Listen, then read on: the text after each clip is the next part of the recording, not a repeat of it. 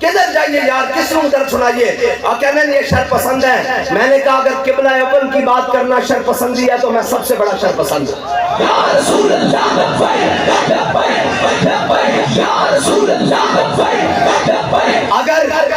اگر فلسطینی بچوں کے ٹکڑے ہوتے ہوئے ان کے درد کی بات کرنا اگر دہشت گردی ہے تو میں سب سے بڑا دہشت گرد ہوں۔ اگر ناموس رسالت پر پہرا دینا دہشت گردی ہے تو میں سب سے بڑا دہشت گرد ہوں۔ اور یار مطلب کوئی لفظ ہی نہیں ہے ہمارے پاس، میرے پاس تو ذاتی حیثیت میں لفظ ختم ہو گئے۔ اگر وہ بچوں کی تصویریں دیکھیں تو پھر یاد تو اپنے بچے آتے ہیں نا۔ ان بچوں کی تصویریں دیکھیں جن کے ہاتھ میں ایک میں فیڈر ہے اور ایک ہاتھ میں پتھر ہے۔ اللہ کی قسم اس بچے کے اس پتھر کے اوپر ہماری ساری چیزیں قربان، جو باطل کے سامنے لے کے تو کھڑا ہے ایک فیڈر ہی ہے اگرچہ ہاتھ میں۔ کاش کہ ان کے ہاتھوں میں ایک پتھر ہی آ جاتا، یہ آتا یہ کھڑے ہو کر کہتے ہیں کہ ہم فلسطین کے وارث ہیں، ہم اور کشمیر بھی تم نے دے دیا، تم افغانستان کی باری میں بھی نہیں بولے، تم عراق کی باری میں نہیں بولے، بنگلہ ملک کے 2 ٹکڑے کرا کر تم نے بنگلہ دیش بھی دے دیا۔ آخر کس دن تک ہم جناب سیسا پنائی دیوار کے، تمہاری اس سیسا پنائی دیوار میں کچھ نہیں ہے بچو۔ اگر ہوتا تو حضرت خالد بن ولید اور ابو عبیدہ بن جراح جب پہنچے بیت المقدس کی دیواروں کے سامنے تو انہیں کہا اوے کون ہو؟ انہوں نے کہا محمد عربی کے غلام ہیں۔ انہوں نے کہا کیا چاہتے ہو؟ انہوں نے کہا فلسطین کی چابیاں چاہتے ہیں۔ انہوں نے کہا فلسطین کی چابیاں چاہتے ہیں۔ انہوں نے کہا تم میں وہ کوئی نہیں ہے جس کا ہم نے اپنی کتابوں میں پڑھ رکھا ہے۔ انہوں نے کہا کیا مطلب؟ انہوں نے کہا تمہارا امیر المومنین تمہارے ساتھ ہے؟ انہوں نے کہا نہیں یہ خالد و سیف من سیوف اللہ ہے، یہ ابو عبیدہ ہے امین حاضر امہ۔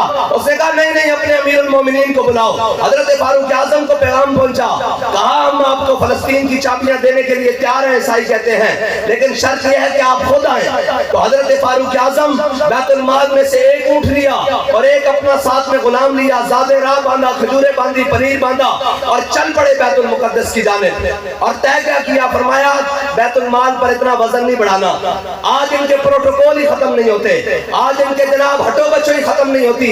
اور دیکھیے امت کا امام آ رہا ہے۔ حضرت فاروق اعظم نے ایک اونٹ لیا اور غلام سے طے کیا کہ اتنے میل تم سوار ہوگے، اتنے منزلیں میں سوار ہوں گا، اتنے جناب مسافت تم طے کرو گے، اتنی منزل پر میں بیٹھوں گا۔ اور جب طے کرتے کرتے بیت المقدس کے دروازے کے سامنے آئے تو منزل طے ہو چکی تھی۔ حضرت فاروق اعظم کا نیچے اترنے کا وقت آیا اور غلام کے اوپر سوار ہونے کا وقت آیا۔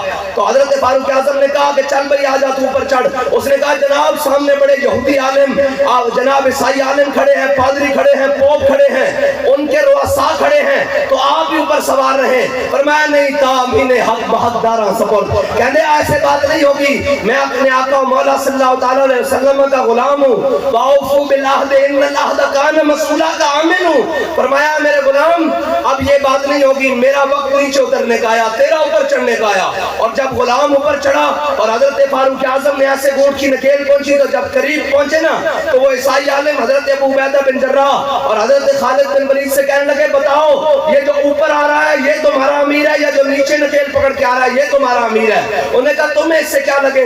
انہوں نے کہا ہم نے اپنی کتابیں کھولی ہوئی ہیں، ان کے اندر لکھا ہوا ہے نبی آخر الزمان حضرت محمد مصطفیٰ امام الانبیاء کا ایک غلام آئے گا، وہ اس شان سے بیت المقدس کی چابیاں لینے کے لیے آئے گا کہ دیکھیے کس شان سے امت کا امام آتا ہے، خود پیدل ہے سواری پہ غلام آتا ہے۔ یا رسول اللہ